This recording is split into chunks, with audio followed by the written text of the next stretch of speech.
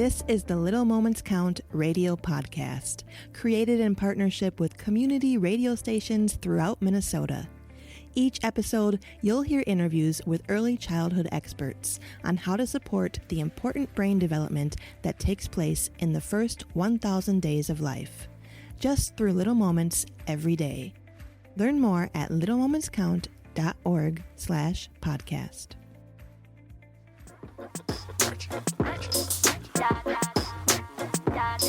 FM 89.9 KMOJ, Walter Q. Banks Jr. Yes, I got you. And what takes place every other Tuesday right around this time, it's called Little Moments Count. And letting you know that Little Moments Count and the Afternoon Drive got it locked in. And it's a collaboration of KMOJ Radio along with the Little Moments Count, focusing on helping parents and caregivers learn about the importance of brain development in the first 3 years of a young one's life. Nearly 80% of the brain growth happens in the first 1,000 days of a small person's interaction when we're talking about playing, reading, singing, any of the physical kind of elements that comes to it with that body movement and that touch. Well, that's where it starts at. And I'm letting you know that if you like more information or want more information, you can always lock in to littlemoments.count.org. Now, letting you know, I got Dr. Sheila Sweeney on the line. I'd like to say a good early afternoon, and how are you doing? I'm good. How are you? About 6'3" and chilling. 6'3" and chilling. No doubt. For the listening audience, can you give us just a little bit about yourself when it comes to the area that you're working in, when it comes to the youngsters and the youth? Yes. So I have a background as a psychotherapist and social worker. And I have worked with parent and children together in that dyad for many, many years. And so I just bring my newer research and, just some of the things that I've found of working with parents and children together to help our community better understand, how we can change the pathways for our children's, the brain of our children's, and then for ourselves. Even if we got it a different way, we can still make a difference, and we have the power to change that trajectory. So I'll just bring my expertise from that lens today. Okay, so now when we're talking about a psychotherapist and we're talking about intergenerational trauma, now we're talking about parents, as in the mother and the father, along with the grandparents, the great-grands, and all of the above. What are some of the things that are patterns or things that you would say to do or not to do that would help to make it a positive situation compared to the negative that exists? Absolutely. So I would say that, and it's funny that right before this call on one of my work calls, we were talking about, how we choose to be in relationship with people. And, sometimes it's super complicated. But so, sometimes it starts even before, the child comes into the world. But once we have this child with caregivers, with the parents, the grandparents, and like you said, all the generations that came before, what we want to look at on both sides is what patterns are we parenting with? So all of us who are parents, we have been parented and we are parenting. And so that parent receiving experience and that parent giving experience, we should compare notes to see what we want to do different and what we can do different. We can keep what works and then we can discard what doesn't work. But we all have the ability to kind of look at and assess what we are bringing to the table, what we're bringing to the game, and what's being poured into that child's brain and to that child's life and experience. And we could watch it and we could do something different. So we all have that mental ability to change the pathway for our children. Even if we didn't get it, we could do something different for our children. Okay, well, also, generationally. Yeah, also, when you talked a little bit about yourself with some of the things you've done, well, I didn't hear the part about the book write as an author, but give us just a little bit about the book itself when we're talking about unapologetically healing. What is it about? Yes. So thank you for that plug. I'm such a new author and I always forget to kind of sell what the book is, and not in a selling way, but just putting it out there to share with the world. So Unapologetically Healing just launched June 1st of 2024 this summer.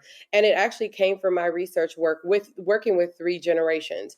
And I thought if an individual had the ability to think out, their thoughts to to have like a kind of a thought area to really embrace some of the things and answer the questions about themselves, they could learn a little bit more about themselves. So it is a journal. It's 400 pages, 6 sections, and each section has an area or a topic of your life.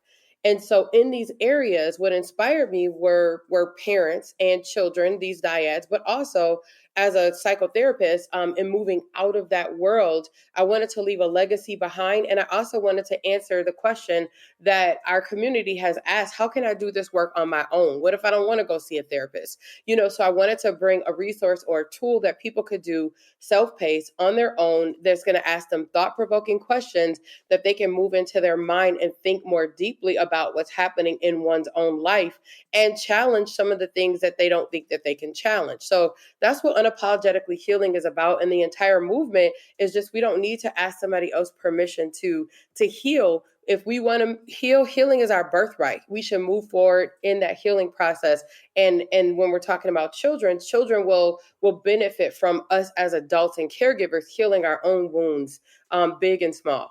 Now, when it also comes in the lineup of what you're saying as well, and then looking at, let's say, the parents themselves, and then also the foster parents as well, because we also got some other people that are raising some other people's kids or children, in the process of that. What about those parents or those caregivers that are out there that's going through some things of trauma within itself and dealing with youngsters and youth and locking that in?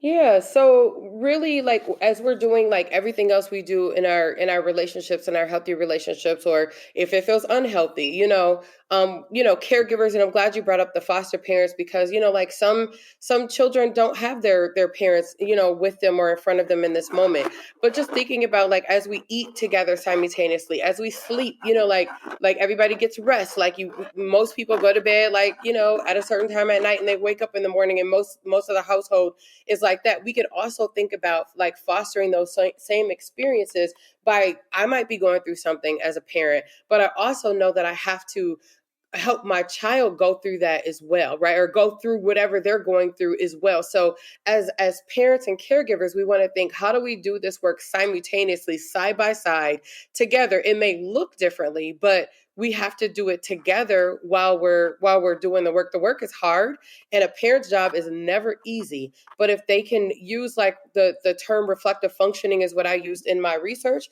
Reflective functioning allows the parent to tune into the child's mind and see what's going on and observe the child, their feelings, their thoughts, their desires, their beliefs and intentions, those kind of things. But we do, when we're talking about reflective functioning, and I do this in my everyday work, we're talking about how do I look or introspectively look inside of my own mind while I'm simultaneously looking at what my child needs, and that I'm holding both of those things in mind, right? And there's ways to do that, but I know we don't have a ton of time here, but I just wanted to say we can do them both at the same time. And it's something that some of us have to learn, because we were not raised inside of that type of thinking or that type of way.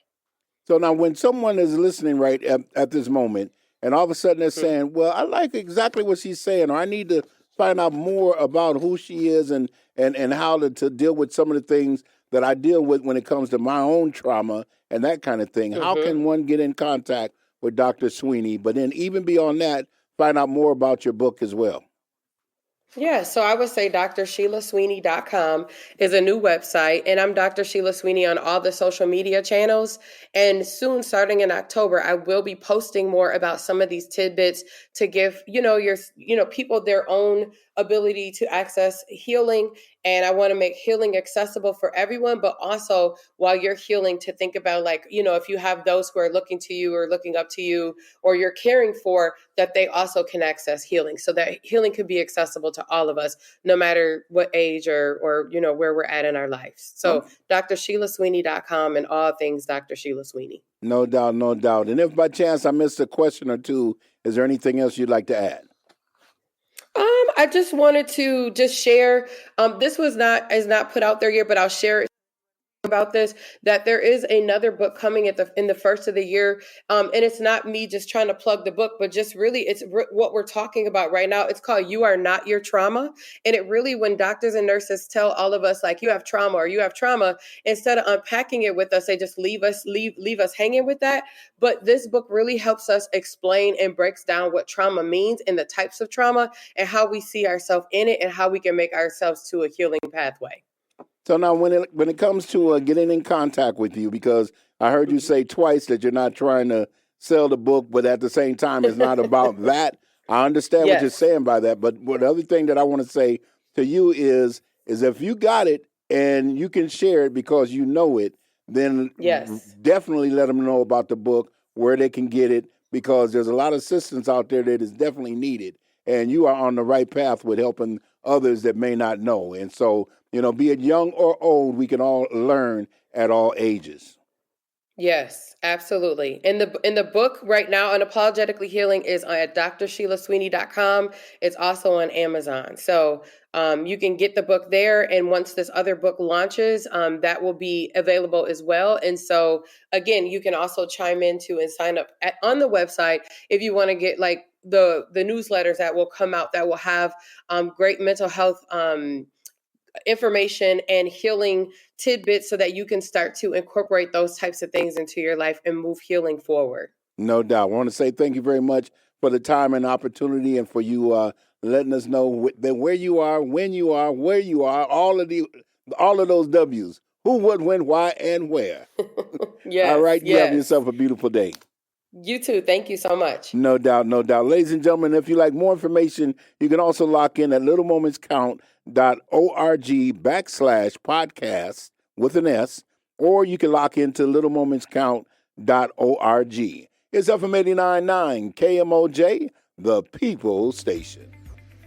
Thanks for listening to the Little Moments Count radio podcast in partnership with community radio stations throughout Minnesota.